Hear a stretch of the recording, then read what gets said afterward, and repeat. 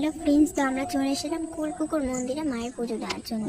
আর তোমরা কারা কারা কুলপুকুর মায়ের মন্দিরে এসেছো সেটা অবশ্যই কমেন্ট করে জানাবে। আর আমরা কিসের জন্য এসেছিলাম কুলপুকুরে সেটা অবশ্যই তোমাদেরকে বলবো, পুরো ভিডিওটা দেখলে তোমরা বুঝতে পারবে। আর এদিকে মায়ের পুজো হচ্ছিল, পুজো শেষ করে আমরা চলে এসেছিলাম সামনের মাঠে, ওখানে বসতে। তো আমার কপালে সিঁদুরটা লেগেছিল, তো আমি পরিষ্কার করছিলাম।